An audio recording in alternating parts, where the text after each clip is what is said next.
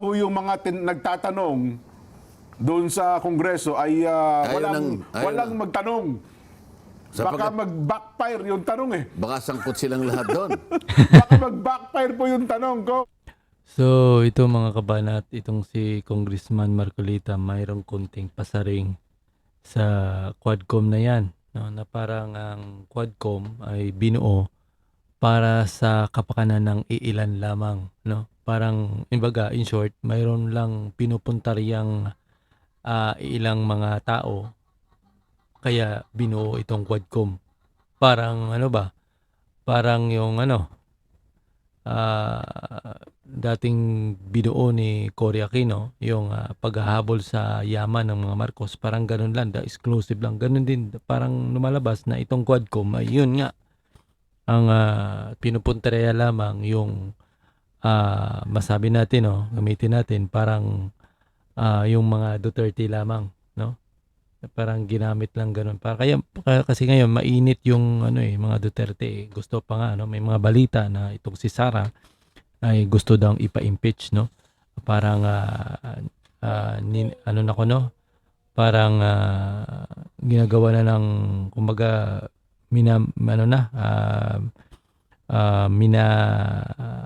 nagkakaroon na sila ng ng pagkilos na itong si Sara ay mapa-impeach. Yun ang nakikita natin. So gusto ko to panoorin itong kay Congressman Marcolita kasi may mga point siya dito sa Quadcom na ito at ilang mga ginagawa na sa Kongreso na sa kapakanan ng ilan, hindi sa kapakanan ng napakarami. Ito, panoorin nyo.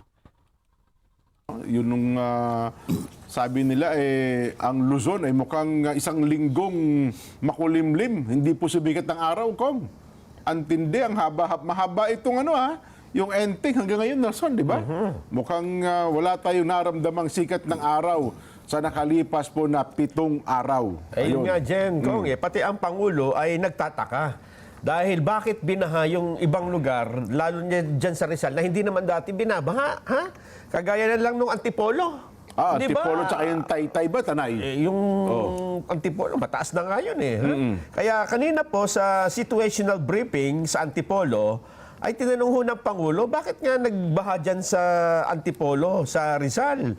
Ayon naman kay Rizal Governor Nina Inares, hindi lang Antipolo, binaha rin ng Hala-Hala at Teresa na karaniwan naman ay hindi binabaha. Medyo pataas na ito. Doon sa pabundok na ito, di ba? Katumbas daw ho. Ang sabi naman, kasi malaki ang volume ng ulan. At ang isa pang problema ay yung waste management, Kong. Mukhang, ayaw ko lang. Bakit sa inyo, Kong, kainta, ito talagang laging lubugutin, no? So, kayo atas lahat sumasalunod galing sa itaas Yung kainta, boring na yan Pangkaraniwan na. Karaniwan na sa amin yan Oo nga, pangkaraniwan na sa inyo. Ay, nako. Yun po. Pero ang latest ata, hindi natin na-expect, 15 ang total na casualty ng epekto po nitong bagyong Enteng.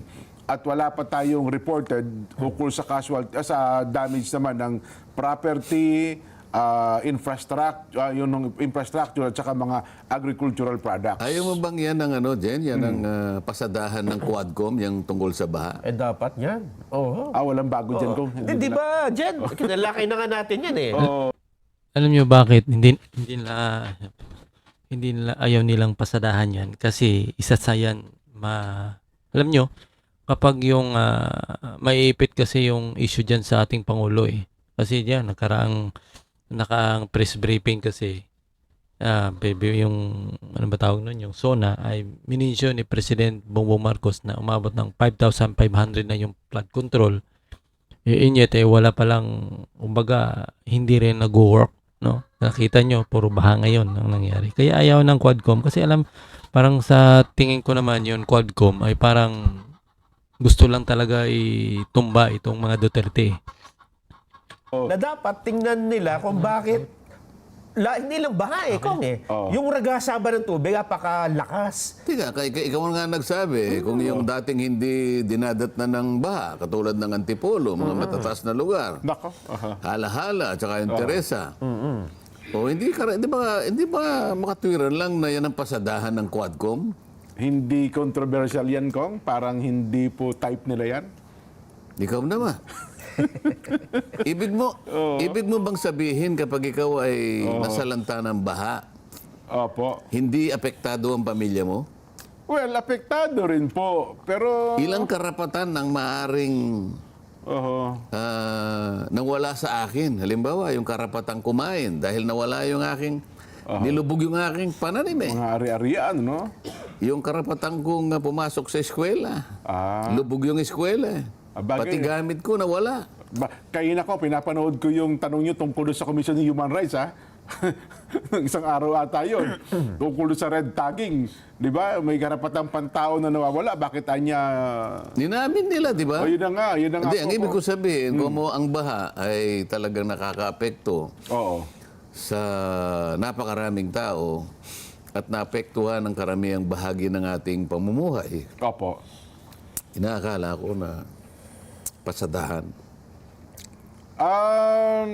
Sa pagtaya ko, Kong, hindi papatul ng ano yan, makapangyarihang Quad Committee, Kong. Ewan ko lang, Nelson, anong palagay mo? Kapag ka hindi mo tinalakay yan, hindi ko na maintindihan kung ano ang gusto mong talakayin. Ganun. Hindi, kasi boss, Bakit ba kinakailangan mong tinatalakay pa yung pogo? Sinabi na nga ng Pangulo stop na yun. Stop na yan. Effective Oho. today. Immediately. Oho. Hindi, effective today. Nung Kailan ba niya sinabi yun, Jen? 22 ng Hulyo. Oh, yun ang kanyang Tagal na pala. yun ang kanyang SONA. Opo. Dapat ang Effective 23. today. Sabi niya ganon. The operations of all pogos in this country are banned. Yan. Tagalog mo nga yun, Nelson. Simula sa araw na ito, bawal po ang operasyon ng Pogo. O sa yun. bansa. Bakit tinatalakay niyo pa diyan? Hindi pa naman daw po huminto, Kong. Hindi yun ang pinag-uusapan natin. Sinabi ng Pangulo, effective today. Opo. Wala ng pogo.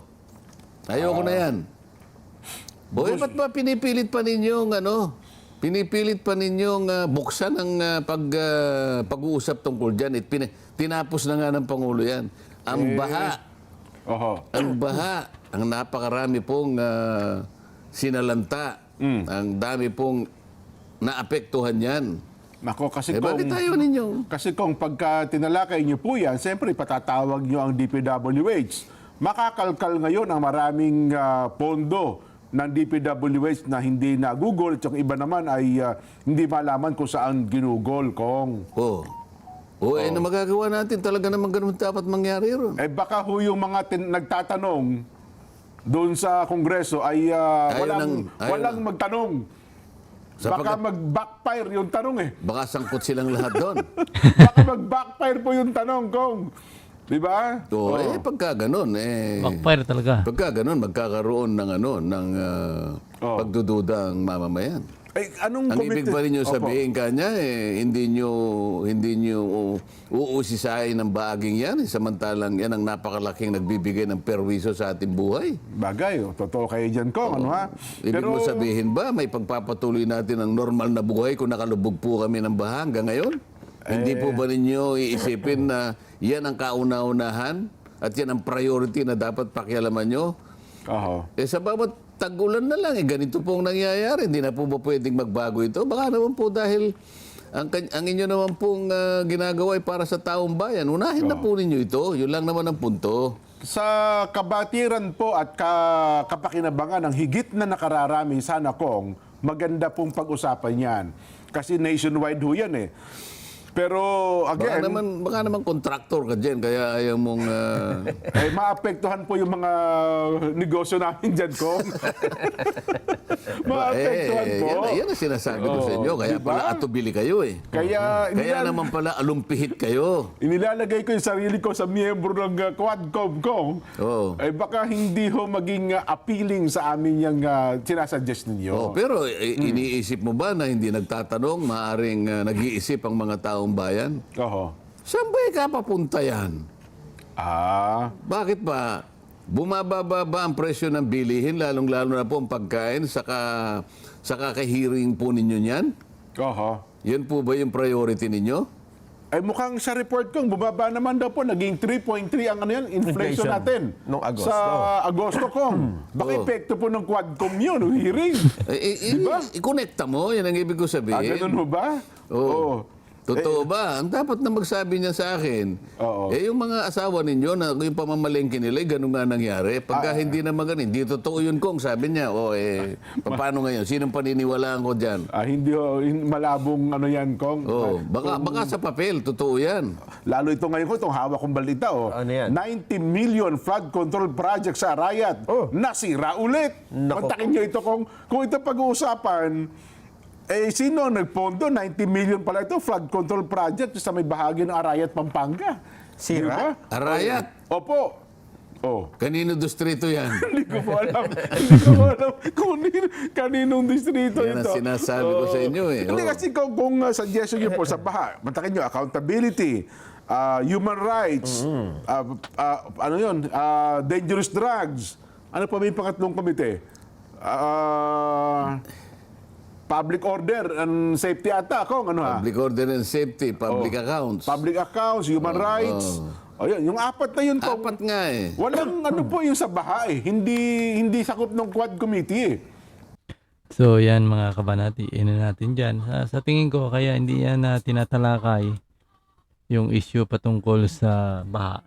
Lalo na doon sa Quadcom. Kasi ang matatamaan naman dyan, itong current administration. Unang-una, mayroon kasi nga ipinangako dyan si kumbaga nagkaroon kasi ng SONA na binanggit naman ni Presidenta Bongbong Marcos na 5,000 plus na flood control eh. Bagamat kahit sabihin natin hindi yun sa under kanyang administrasyon nagawa, pero ipinakita niya kasi kung aalamin yan, talagang matatamaan itong current administration kasi halos magdadalawang taon mahigit na itong anong ginawa nyo sa flood control at lalo na ngayon ay grabing baha mga kabanat. Una-una dyan, nakikita ko kaya bumabaha yan, yung ginagawa nilang reclamation. Kasi tumatambak ng tambak sila, yung part na yun ng lugar na yun ay wala nang pupuntahan yung tubig. Diba? Wala na siyang pupuntahan.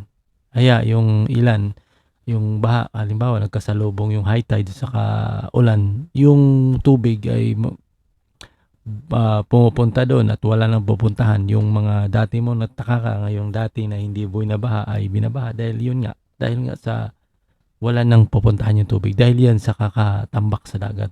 Kahit sa among anggulo yan, kahit sabihin ng mga eksperto, hindi yan. Kasi ang ginagawa namin ay doon naman kami kumukuha ng buhangin sa dagat pabalik dito rin namin oo nga, doon yung kinukuha, pero ang instead na tubig yung dyan ay ayun, nilagyan nyo ng lupa, di ba? Nilagyan nyo ng lupa, saan pupunta ang tubig? Hindi naman lahat yan hindi naman lahat ng itatambak dyan sa dagat ay masasabi natin buhangin nga mismo galing dyan. Talagang kukuha yan ng lupa na galing sa iba't ibang lugar sa bundok para itambak dyan, mga kabanat. Yan ang problema nakikita ko dyan, na yung hinahayaan na lang na magre-reclamation, tambak ng tambak sa dagat, yun ang nakikita ko dyan problema, mga kabanat. So yun lang ating video muna, mga kabanat. See you next video.